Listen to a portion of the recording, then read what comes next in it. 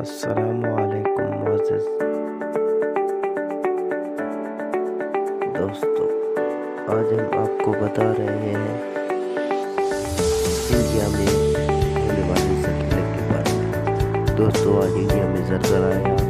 मुताबिक US geological survey report ज़लज़ले की कैफियत शिद्दत 3.0